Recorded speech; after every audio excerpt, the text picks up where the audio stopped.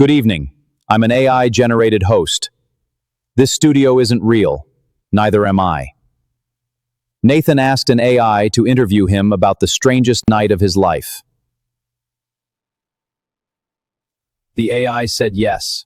We can't say no yet. What follows is all him. One camera, one sitting, in order. Roll the tape. All right, this is on. My name is Nathan Conti. I honestly feel like I'm just a normal dude, happily and joyfully married. I have 3 wonderful, beautiful children. I am a business owner. I am a member of a church. I guess I am also an experiencer. Never thought I would be ever doing anything like this. Recording is something I'm a little uncomfortable with, to be totally honest with you. Yeah, a little hard for me, honestly. It's hard for me to be this vulnerable with the world, or let's say the world. I mean, I don't know how many people are going to see this. I don't even know if it's more than my grandparents or, something like that. But I do know that I've had an experience that's pretty unique. Getting the courage to share in a way that I don't know how it will end up, not like a closed loop conversation or a friend or something that I'm talking to, but I'm actually, putting it out there is makes me feel extremely vulnerable, and I don't really know how it's going to be received, and that's a scary feeling. My prayer and my posture is to be as honest as I can be, to share the truth and my genuine experience of that truth. I've gone from believing that Jesus is real and Jesus Christ of Nazareth to knowing that he's real, and there are underlying truths that go beyond a person's belief, and it's going to be more than shocking to a lot of people, and there's going to be this deep sense of ontological shock, of a rattling of the identity that people believe that they carry. And sometimes it's easier just to kind of to dig your face into the sand, and just try to ignore it. Been there. But it doesn't change the reality of what is. And it seems like we're kind of coming to a point in the disclosure process where I think the most truth that's shared of personal experience within that space is something that I'm hoping will benefit you. I'm not sharing for me. I mean, in a way I am, because I don't really have a place to put a lot of this, but that's kind of why I feel like I've been given this experience and this knowledge, or the process, the journey that I've been on. I just kind of want to share my I'm not trying to sell you anything. I don't really know what I have to gain through this except just pure discomfort. But I'm willing to try, because I believe that my neighbors, being you, need to hear at least some of my perspective, if you choose to. But I believe it will be helpful, and that's what I'm sharing. Because I'm not afraid. I know that a lot of pain was probably coming. I know that I'm somebody who's definitely made a lot of mistakes, but I'm also somebody who wants to make them right, and I want to tell and want to gift as much of my true experience as I can. So yeah, I'm gonna just a little bit about my processes. Up until this point, I have not had an AI kind of listening to what I'm saying, as well as interviewing me through my headphones. I'm using Claude and Opus 4.8 on Macs, Claude Cowork. If anybody out there cares, Fable's too expensive. Today is July 13th, and here we go. I'm gonna start this now. All right, Claude. I am now sitting in front of the camera. I've been speaking for about 10 or so minutes. I'm sure a lot of it will get edited down. And I am hoping now we can kind of start the interview. I've just kind of shared and rambled on a little bit of who I am and my posture of why I'm doing this. And I'm hoping that you and I can continue this interview and process of trying to share my experience. Set the stage for me. Where were you and what was going on in your life that night?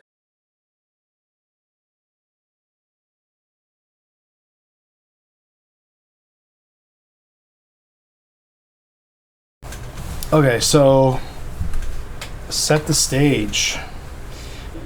So this is what happened. It was a Thursday evening, and I was working late as usual in my office. I own a coffee business, and I work late.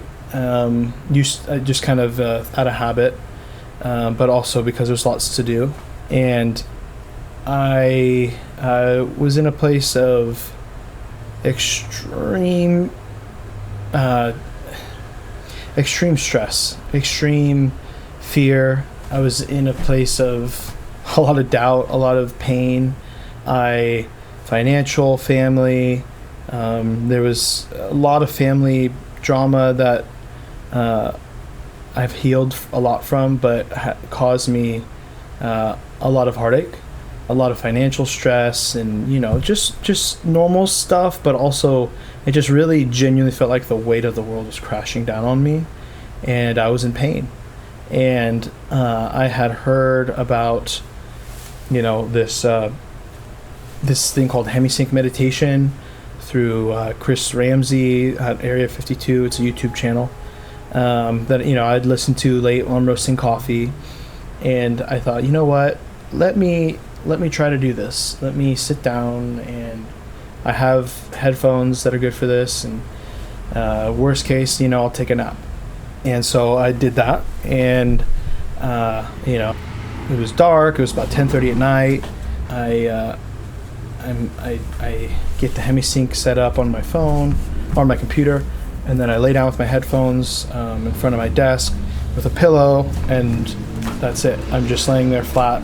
I got very comfortable, and I started. I pressed play, and it took me a little while going through the motions of, all right, now relax your body and this and that, and I'm like, I don't know what the hell a lot of this is. It makes me a little uncomfortable. It's not my normal cup of tea. Like, that's just not I'd never really done anything that felt in that posture outside of prayer and stillness, but guided meditation. It's just something I'd never done. Nothing against it, just not something I was in the posture of normally doing, but I had never had anything against it. And so I did the hemisync meditation.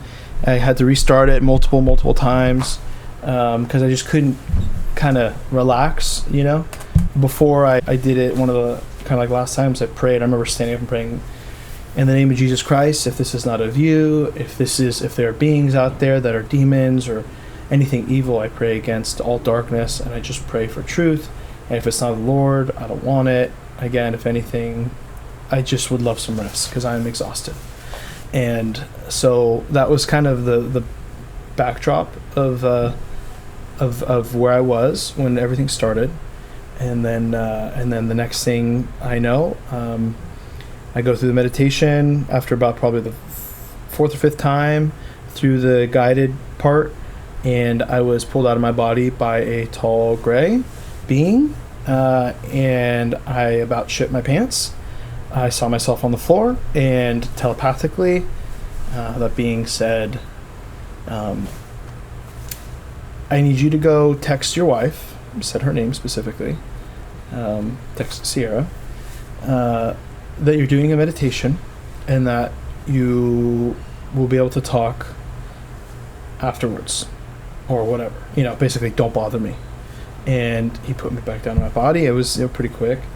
And then I got up, and that was a weird feeling because I felt in control, but I didn't feel that I felt like I was just going through the motion of walking over to my desk, picking my phone, texting her, and then I laid back down, head to the pillow, headphones back on, play, boom, pull me right back out. Crazy. And then when I pulled out the second time, it's by the same being, and I am when I pulled out the second time, it's by the same being. The feeling of getting pulled out is, I don't know, it was weird because I could see myself on the ground. I'm like, again, and I kept freaking out, and it would do something that would bring me peace or stillness or I felt good, and I felt confident in where I was. So I'm not super sure, if that's the right answer or not, but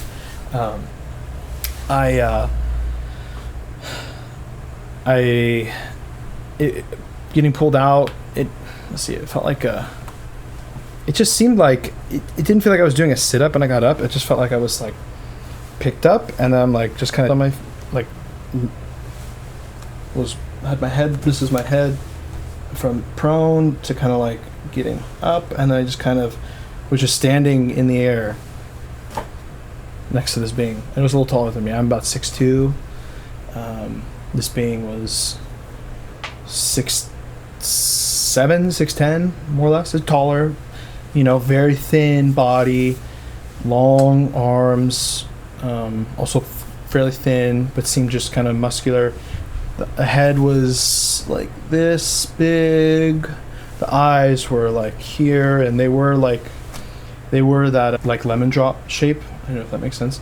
But they were the black, the depth of the black was definitely something that is hard to forget. When it speaks to you telepathically, do you hear it like a voice, or does the meaning just appear in your mind, fully formed? Great question. Yeah, telepathically, it's just kind of like if you ever are just sitting with yourself and you're kind of able to think about thinking, or you just kind of can hear yourself think. I don't know if that makes any sense. It's something that is its own thing, so it's not like there's like a super easy way to explain it. But it's just it's not a command. I've definitely had free will, but it felt like I had only good feelings. I'll put it that way. It was only positive, and it was not a command, but it definitely was like, hey, this is really what we need you to do. Like, and I was asking, I was in the posture of seeking, and because of that, I was more than happy to be compliant to the request, I guess is a better way to say it. But it was something that was like, this is something you got to do if you want to continue, because you won't have the same level of disconnect of being at peace or rest, knowing that you've at least communicated that you need some time to be have space. Yeah, exactly. And so pulled out of my body, and then I'm up, and again, I kind of freak out, because it's just kind of a scary thing, because I'm at a point now where I know it's not a monster, it's just a part of what is part of reality. But your first time face to face with a being, it's pretty scary. Like, it can feel pretty disorienting is a good word. It's discombobulating, and it does, you feel fear, but just like fear of if you had a grizzly bear staring right at you with no, it's just holy shit. Like there's a being right there, and this is real, and I don't know what's going on. I don't feel in control of the situation. May put it that way, but it doesn't mean that that's bad. That's just like a feeling because it's there, right? That's just what kept going through my body, kind of throughout this experience. But after that, I saw the earth, and things happened very fast. Like the travel, I should say, happened very, very quickly, like a snap of my finger. That's kind of how I describe it. I saw the earth it looked like a soccer ball if you hold it about arms-ish length away, and saw the earth, and then boom, another snap of the fingers. We're in this huge room.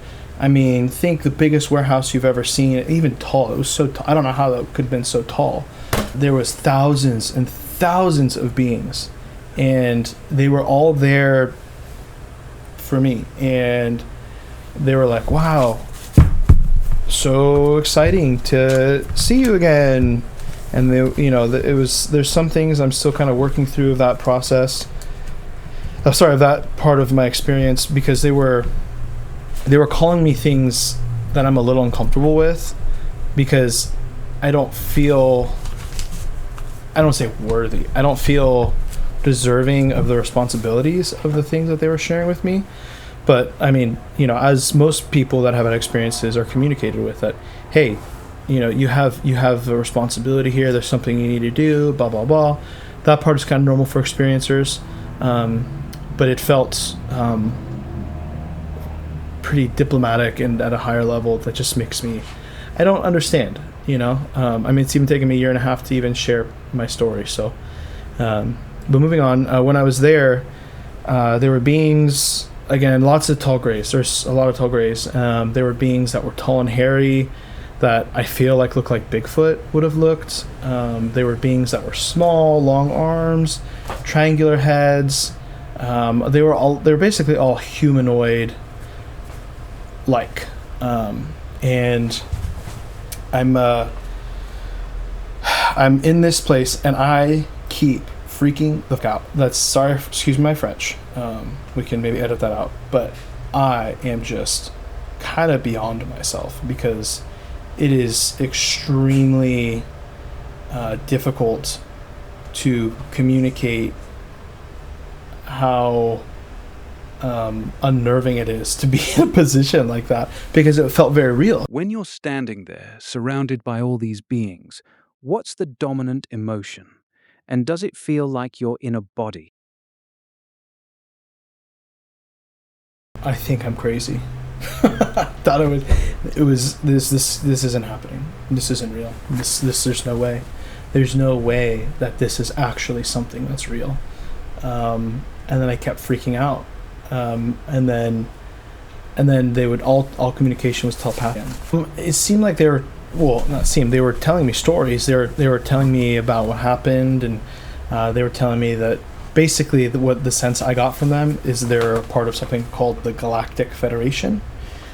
I know, and they said that there's a galactic battle going on of good and evil, and we're kind of at the center of it, and that,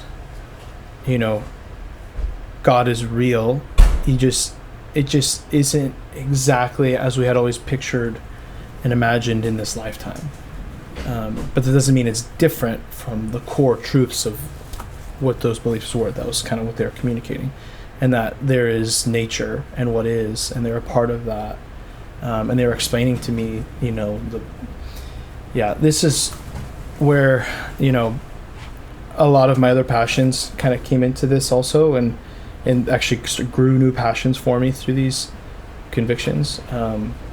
But basically, talked about the Epstein stuff, talked about the reality of the things that they've tried to do to help some of these children who have been very brutally, and at this point, Epstein sure was out, but I didn't follow any of this stuff really. I mean, I knew a little bit, but they told me specifics of things and children, and I don't remember all of those specifics, because a lot of that is kind of hard to hear, and hard for me to make sense of, and I had to put down I could so that I could kind of appreciate the rest of the experience. They were wanting me What did they want you to understand? to understand the reality then until now, basically. I mean, it's not like it's there's a lot more to explain, but it's not a bad thing. Then they showed me this book. The book was kind of open right there on how it's like a table, and again, all telepathic. Oh, one thing that's good to mention is that I said, okay, well, whom do you serve? Like, who's your captain, your boss, or whatever? Is there a hierarchy here? And the only time I ever heard anything audibly through my whatever embodiment I was in, with my ears audibly, was, they said telepathically, they serve like the sound of a breath, because I don't know if you can pick that up too easily, but basically, that's what they said, and I was like, okay. I didn't know what to do with that information at all, for a little while. And then one of the next things they did is they showed me this book, and this book was like, we kind of like went into it, like, if you're watching a TV, but we went into the book and they wanted to show me something, and what that was what I believe it was the basically the great fall of, if you want to call me angels, or basically how that divide originally happened, with these beings choosing to understand that reality is bigger than them, that they had no part in existing, and that they are submitted to the force that connects us all and all things together, in every dimension, regardless, and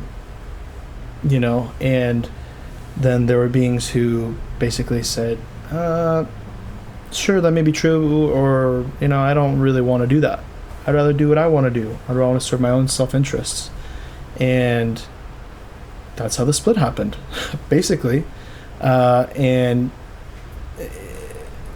yeah, don't know too much more than that, but I saw a huge battle. I saw it look like all these beings like fighting, and it was just very chaotic. It seemed like this big field, and then it seemed like once Jesus got there, the whole mood shifted, and then all these beings were like, they were taken out. Like, it was like there was no competition, and they were cast down to what I saw was Earth, like off the plane down, kind of into Earth. That's what I saw, but it was not like a TV like you're watching with your eyes. It was like 3-dimensional, and we were like standing or like floating, like as if in a helicopter, but I'm not. I'm just standing there watching everything happen, and I could go down and see it all. It was I used to play Minecraft, and it's like Minecraft creative mode. How it felt, and you're just like watching everything happen. Super weird.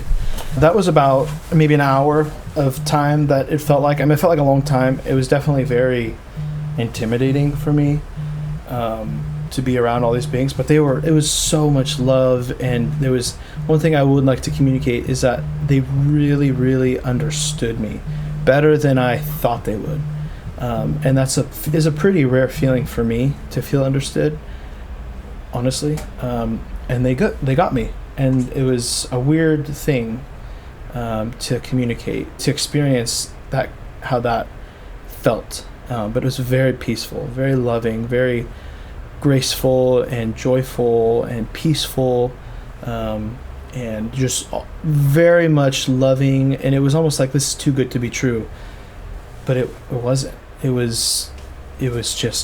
just was. it's you're always kind of like braced for impact. You like get ready for you flinch for something hard to come.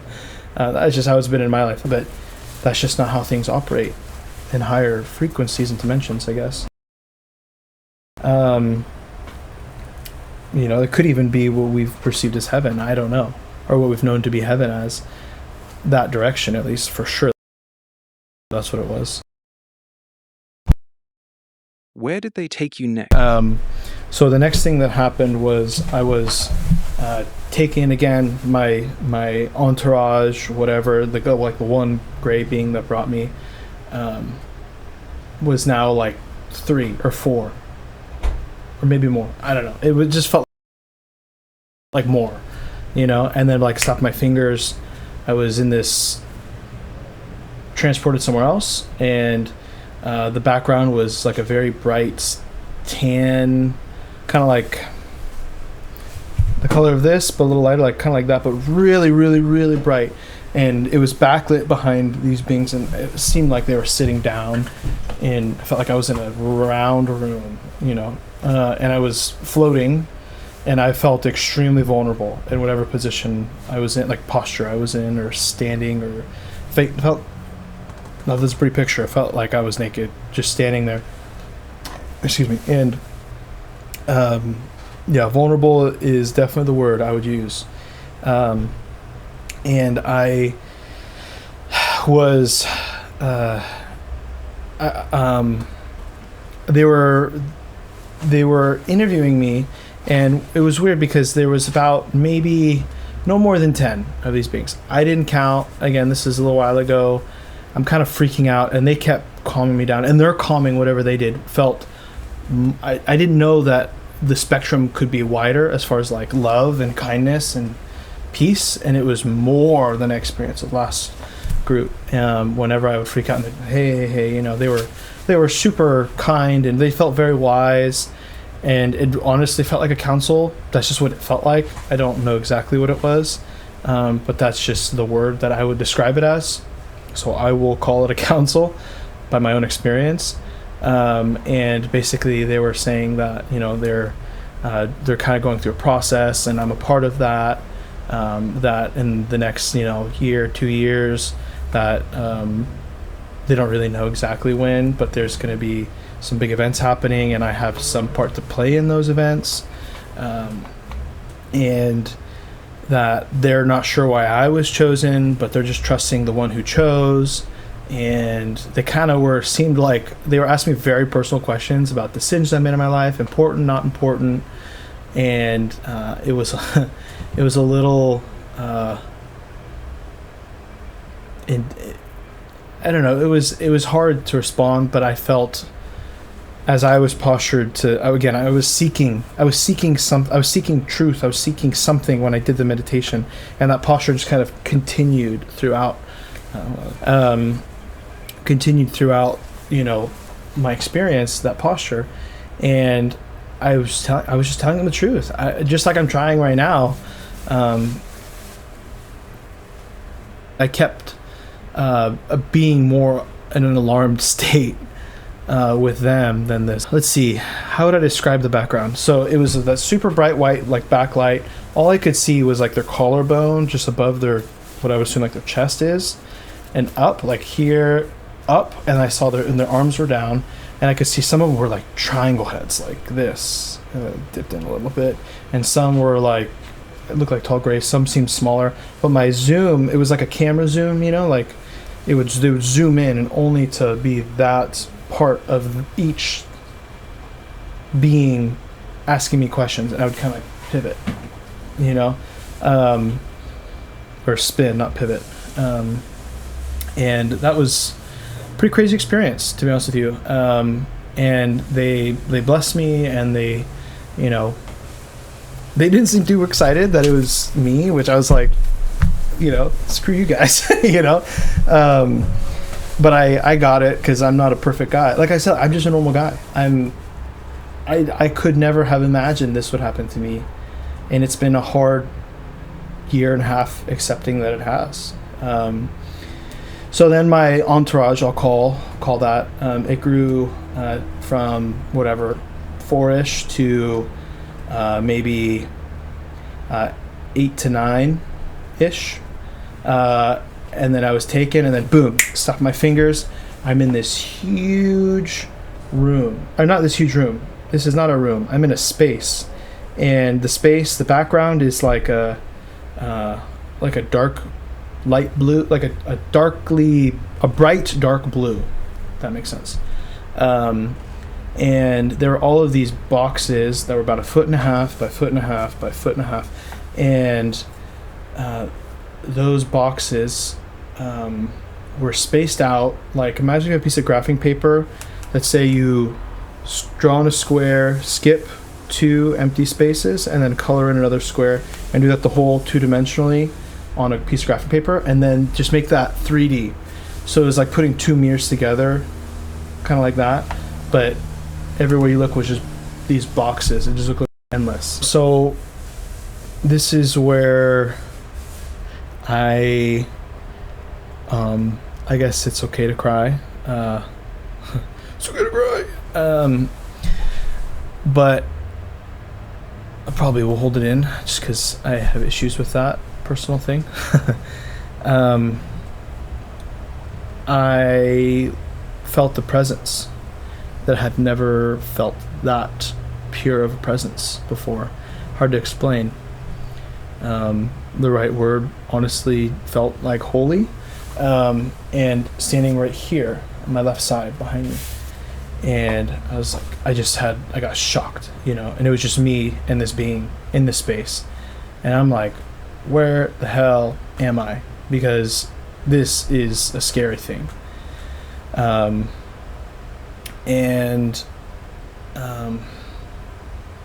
turn around, and it was Jesus.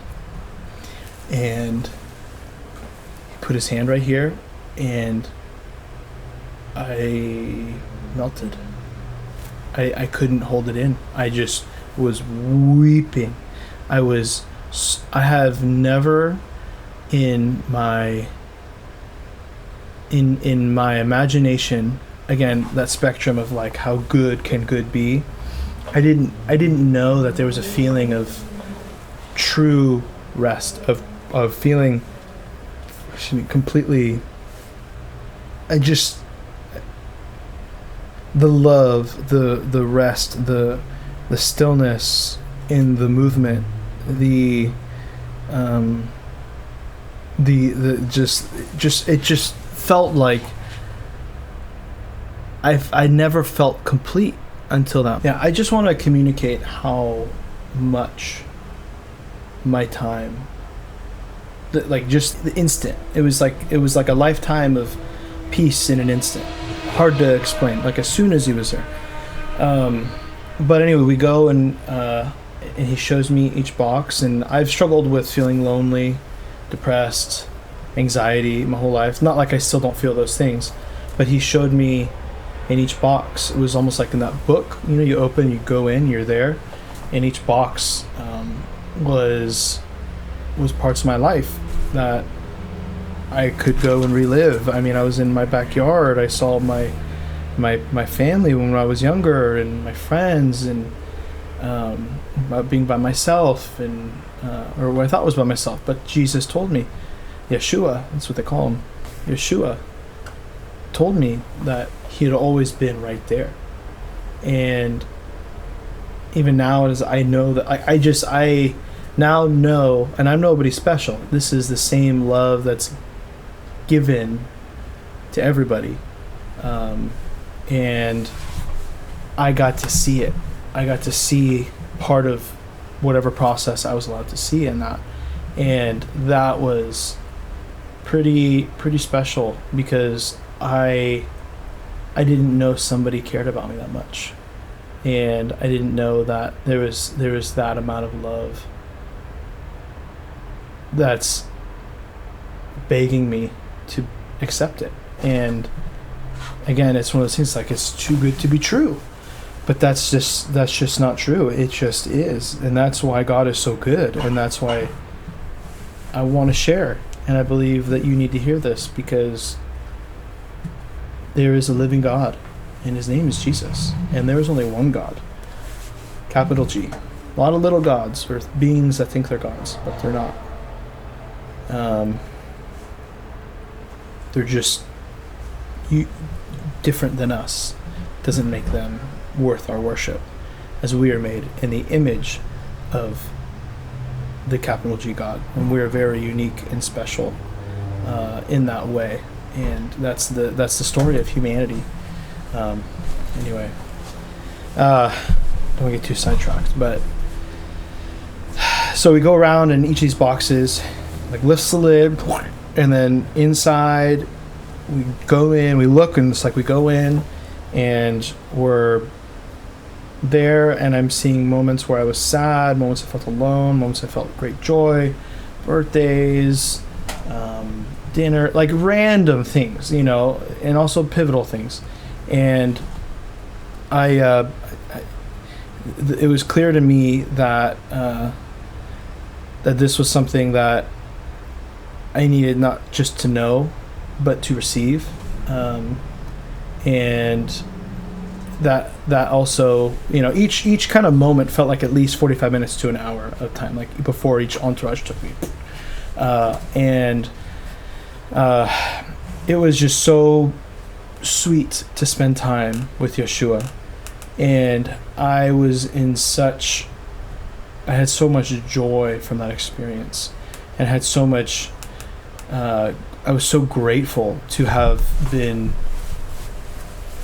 gifted that perspective, because it has radically shifted how I posture the rest of my life moving forward. I have been changed, and I can't unsee that. So not to kind of scoot by that part, it was also a little personal, but I do want to share that. So then my entourage grew again from about 9 or so to maybe about 14, 15. And then, you know, snap my fingers. We're in this big, massive room, bigger than the first one. And it's just all black. And there's something just pure white in the center of it. I mean, when I say pure white, I mean, kind of like, see like this light right here? See these balls? Kind of like just something right there. But whiter than this, brighter, and see how it kind of lets off a glow? That glow was all in that black space. And that entourage, they were around me, and they're all tall grays from what I remember. And they all stood up, they stood next to me, and we're all standing. And we're on this platform, and this platform kind of like in an airport, the sidewalks that kind of move. I can't remember what they're called, like an escalator, but you're standing. It was kind of like that, but just like a chunk of something that just kind of, we're standing on it and just floated by. It was, you know, maybe like a couple minutes of travel on this. It was pretty spectacular, honestly, because the how I would describe what I saw was definitely the most pure I've ever seen in my life. I have no idea what that was. I gotta be honest with you. So I'm gonna continue with what I was saying. Whatever I saw was so purely white. The only word that I could think of was holy. I don't really know what that was. I'll just say that. Like, you know, could it be what I've heard to be like the heart of God or something? I don't know. I don't understand it. Okay, and that's okay. But what I do know is that after that, I saw the earth again, the size of a soccer ball in front of me again, snapped my fingers, saw my body, woke up, ding, ding, ding, and the meditation's not like ding, ding, ding, it's like 1, or they count down 10, 9, 8, 7, and it was like right around like here where I woke up, or it was like 9, I woke up, and I was like, what? 7, 6, 5, 4, 3, 2, 1, ding, ding, and I was already awake. I was like, what the fuck just happened? You know, I couldn't believe it, and it was only about 15 or so minutes Earth time, and it was definitely longer than that for me. And this was not under like a psychedelic or anything like that. Never even done a psychedelic in my life. Nothing super against them, no judgment. I just have never done them myself. Don't feel like I need to, at least at this point right now. Already enough stuff going on. So, yeah, that's what happened, man. And then I woke up from that, and I thought I was crazy. And the next day, I told my wife. I sat down. My mom also happened to be over the house, and we sat down, and I kind of told them what happened, and we're all kind of like, what's going on? This is not normal, and this is definitely makes all of us uncomfortable, understandably.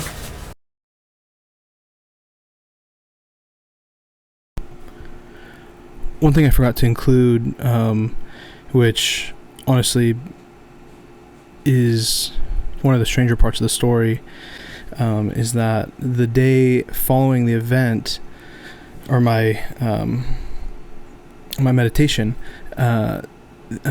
3 Navy recruiters came looking for me.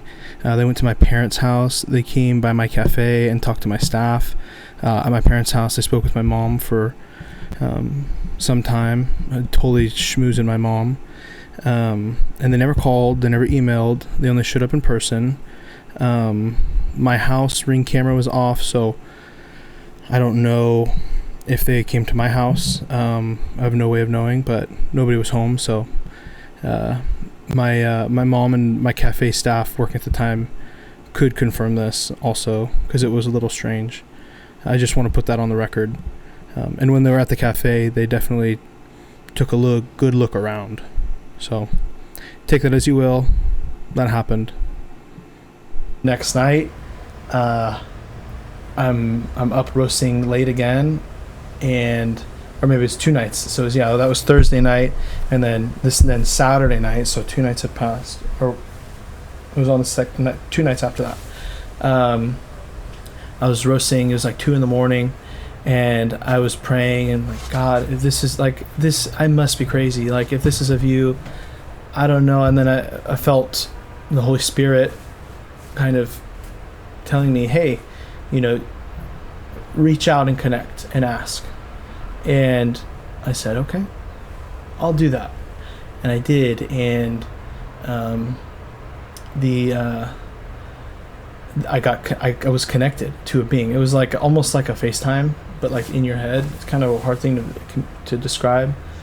That's how it works for me sometimes, at least. And I called a being down, and I felt like I was like controlling the ship. It was super strange. And then a couple minutes went by, nothing happened, and then a little bit later, the being was there, and I could see it. It was in my warehouse where I was roasting coffee, and it wasn't. This is where it's hard to describe. It wasn't there physically, like it wasn't on what it was asking to do. I could see it through. Some people say the third eye. I don't fully understand the science of that, but what it was asking to do was like, can I come onto your layer? Can I atomize? Can I just something like that? It was another tall gray and big eyes, and it was wearing a very colorful, like a rainbow, lots of vibrant, beautiful colors, skin tight suit, kind of like neck down. It was definitely, the skin was gray, and the eyes were black, and I start to freak out. I say, holy shit, you're actually here. Like, again, I don't see you, but I see you. What's going on? And I start freaking out, and I can't really contain my discomfort. And I stand up, and I'm like, oh my gosh, like, what is going on? I know I called you here. I know that I invited you into this space, but I have to tell you, I am uncomfortable, and I am not. I thought I was ready for this, but I'm not, and I don't know what's happening. Like, it was just so in my face, so real, so much like in my normal life of roasting coffee and whatever, and I felt like I actually something might break if that happened in that sequence. And it's, it seemed a little agitated, which is so funny. It's like, you think it wasn't agitated in like an angry way. It was just like, and then it was like very quickly after, like, out of respect, okay, I respect your understanding of yourself and knowing your boundaries, when the time is right. And then I'm like instantly had peace about that. And then the being moved, just to kind of like, as it turned around, it grabbed with its hand like what's it called, like a doll, like a little truck, like a trolley, it says four legs, and I pull it with a handle. It grabbed the handle and pulled it a little bit, not a lot, just very gently, but I couldn't see it, but the thing was moving. And I was like, what the fuck, and I didn't have cameras like I do now in my warehouse at the time, so I couldn't live record that, which is hard because I know to a skeptic that makes sense, that's easy buyout. But I'm telling you, that happened. And even when I was roasting, I could show you the sensors in my roaster. When I had the connection, it got cold.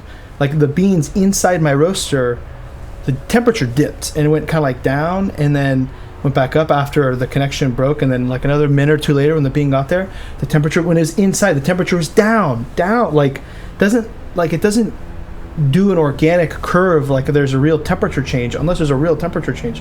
If the sensor's broken, it does big movements, and I have pictures of all that, so I can definitely share that. And then also I kind of felt convicted to like get something called a zero gravity chair to do these, called CE5 types of contact. And I was like, no, I'm not gonna, like, I could lay on the ground, like that's kind of stupid. I don't want to. It's like, it was like very specifically get 2 zero gravity chairs on Amazon. I looked it up. It's they're on sale for basically $100 each. It's like $200. I can lay on the ground, sit on another chair. I don't know why that's important. I'm not gonna spend money on that right now.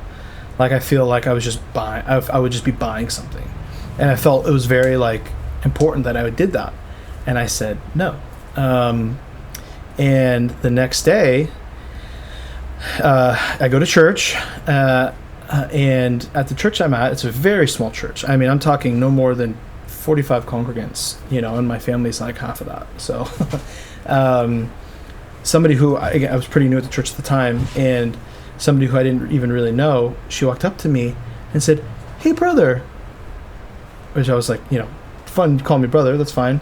But hey, brother, I have these 2 zero gravity chairs that I'm getting rid of. I feel like I should ask you if you need them. Would you like them? And there's a lot of people to corroborate this, because my whole face went white as a ghost, they said. And I couldn't believe what just happened. And again, I was tired because I worked all night. And I was not even in that frame of mind. And then it instantly brought me back. And I was like, holy shit. This is real. I'm not crazy. Because when in my life have I ever thought about zero gravity chairs, talked about zero gravity chairs? Never. Like the probability of that happening makes no freaking sense whatsoever. And that happened. And I said, sure, I'll take them, kind of stumbling over my words. And everyone's like, what's wrong with Nathan? That was weird. And then I told, my wife, I even texted my wife the night before saying, hey, I feel like I get some zero gravity chairs, because I feel like I should communicate. Like I need to have some record. And she can testify to that. Like, this really happened. And my dad, I was too freaked out to get the chairs. My dad was so kind, got them for me, and he even cleaned them off and whatever, and put them on my front yard. And I was so intimidated by them. I didn't even touch them for at least a month. They were sitting on my front yard for like a month. I was like, nope, not even gonna touch them. Even to this day, I have moved them, but I'm still intimidated. Like it's so, like to share this stuff is hard enough. But like living through it and the process is pretty is a hard thing, and it's been a hard thing to process because there's no like playbook for this stuff, unless you're like legit crazy but I don't know, man. I've learned a lot this past year and a half from this experience. And then I even actually had a memory of when I was younger. I would go up to Lake Shasta. My grandmother and grandfather had a cabin, and it was our family cabin, and I would go up there pretty frequently. I used to have dreams up there. I would watch the History Channel. I would watch, Stephen Greer and Ancient Aliens and whatever. I just always had a fascination because I always knew there's got to be something out there, right? I mean, when you learn about some of the sizes of everything, and you learn about, how small we are in the middle of everything, but also how important our use of free will is and who we are and our consciousness. It's pretty fascinating, and it's something that always clicked for me from when I was very young. And I remember having these dreams of being like on an operating table, something like an operating table. And it was only when I was up in Shasta. And I've kind of come to, not terms, but I've thought, oh, that probably really happened. I probably was, if you want to call it, abducted, but it didn't feel like, I don't have bad memories, and yeah, it was, I don't remember a lot of it, but I remember definitely being on an operating table, and I remember there being gray beings above me, kind of like in the movie Disclosure Day. Pretty similar to that. That movie was pretty crazy because as an experiencer, a lot of those small things that happen in that movie, it's definitely a film, and it's not a documentary, but there's a lot of things that are near truth in that. And I'm talking from experience, and it's a pretty shocking truth once you get there. But yeah, I mean, that's kind of like the first introduction to my last year and a half. That's kind of what kickstarted my my pivot in focus of what I have seen to be, and what I've grown to understand to be, the most important line item.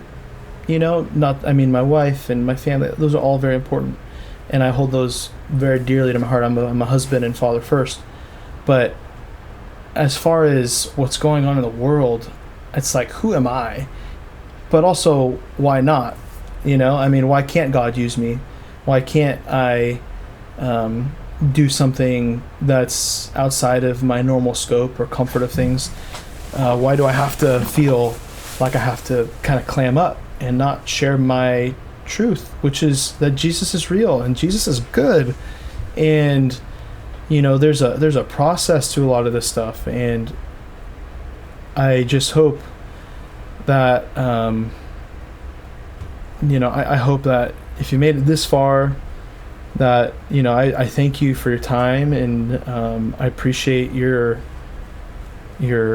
posture to hear me. I don't really know how this is going to be received. My Claude stopped me a few times saying that I need to go to counseling, which I have. I've been to therapy. I've had, shared with pastors and mentors, and I've really sought health, biblical counseling. And God keeps showing up, if you want to say it like this. God keeps showing up in every step, and he keeps leaning me further in towards him and towards this area. So much so to where I felt convicted to literally hop on an overnight plane to DC, and I've met with people in Congress, and God has just opened doors for me to be a part of this process in ways that I never thought I would be, and it has, I'm just a normal guy, and I have a passion for truth and exposing darkness, and I want nothing to do with darkness. And I don't know what about me is special, if at all, but I know that what I experienced really happened. And I think that there's a lot coming out that will scare a lot of people. And I want to be a good neighbor and a good friend to you in the ways that I can, in the best ways that I can. And that is just to be honest and not to gatekeep and to put it in the light, because what's in the light can no longer be dark. And I'm whatever this next season has for us, I know that God is bigger. Whatever pain comes, whatever, that's just been my biggest takeaway. Well, there's things in my life that have been sins, habitual sins, and I'll be vulnerable here. I'm a guy. There's like PORN. I don't know how wherever this is posted might get censored or not, but that's a real struggle for guys, and I'm sure girls too. Or not even struggle, it's just part of reality. It's something that I didn't know. Even in my marriage, I kept it hidden, and I always felt guilty, but I was never able to break it. It just felt like a demon, or a demon, this is Christianese of me. It felt like I had such a stronghold in my life, and I didn't know how to live life without it, because I had been in that rut since I was like 11 or 12 when I first had my first iPod Touch, and after that encounter, there's a lot of habitual sins that I've had my whole life, and it's like touching a hot pan. I just don't do it. I won't go there. I refuse. I'm always brought back into perspective. Not that I say that I'm not tempted, but it's like if I were to do those things, I know how severe the consequences would be, and I don't do it. And my wife Siera can be a testament of the things that I've grown in, and I'm not perfect, and I have a lot of things that I'm growing in and struggling through, but there's been a lot of growth that has happened through this, and I feel like a more well-rounded, put together individual seeking truth and love and postured to have grace first. And that's been very transformational. And it's been hard to understand that we live in a compartmentalized reality, and it's been hard to learn how to balance my process of learning what is, and kind of uncoupling from my old self, even though I thought I was transformed. But just again, it's once you understand of what really is, so much just kind of falls away, and it feels like just the discernment is crystal clear, and that's a pretty hard thing to describe, but I'm just trying to trust the process, and again, in sharing this, like, I have no idea how it's going to be taken. I have a lot to lose. I have a small business. I have, my personal reputation, the people that I know, and I'm sharing because people have been asking me also. So that also gives me a little bit of confidence, and I haven't really known how to share, and I'm also a pretty busy guy, so it's hard for me to know when to have the time to, but I decided I need to slow down and make time for this, and I'm grateful that you did too. So thank you for your posture to listen and be here, and I'm happy to try to make time to have conversations with whoever wants to chat.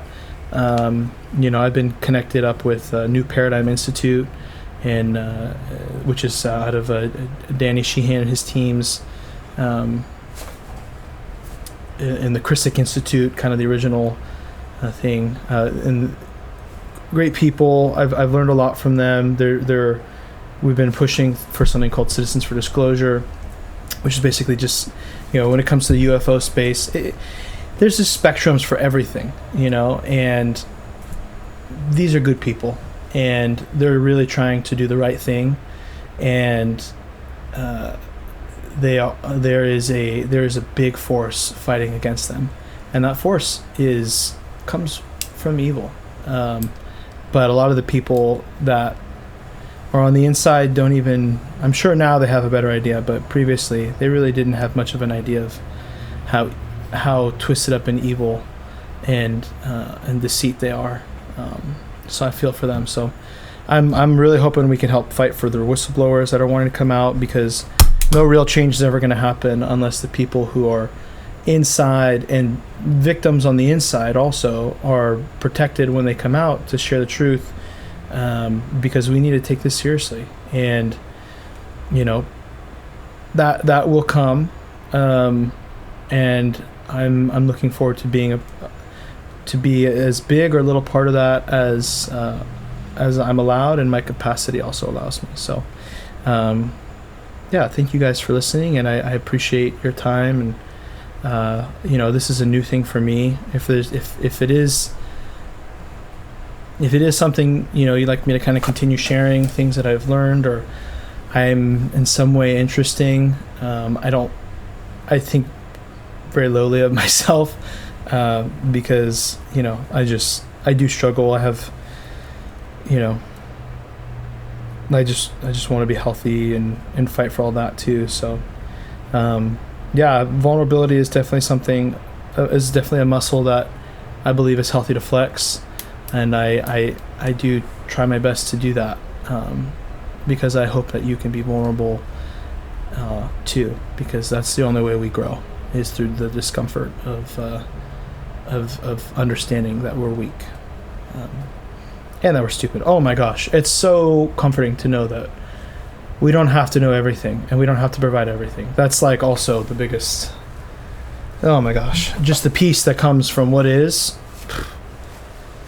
My friends, you are in for a treat, because God is so good, and Jesus is so good, and the angels are good, and the battle's already won, and there's, we're just kind of going through the process, and that doesn't mean there's not pain, that doesn't mean there's not hurt or trials or seasons of blessing and also pain and loss, but there are bigger truths out there that surpass all earthly understanding.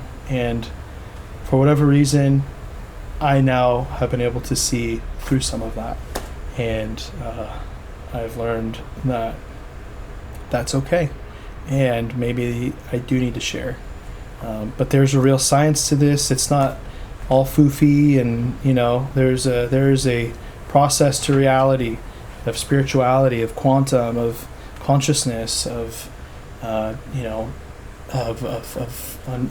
non gravity defying craft and beings and different dimensions, and things unfolding, refolding, and twisting, and that's all real. And I dream of that stuff. I experience that stuff, not like spazzy, but in controlled manners when I ask. And I feel like, I don't know, maybe this is maybe I'll be reaching. I just want to do the right thing, and that's what I'm sharing. And I hope that you'll take away something positive from this. This is being recorded through a microphone and camera, and I'm going to be using Claude to help me edit this and also find ways to share it. You've reached the end. I'm still AI generated. Nathan said he'd use an AI to edit this and find a way to share it. He did. This was that video.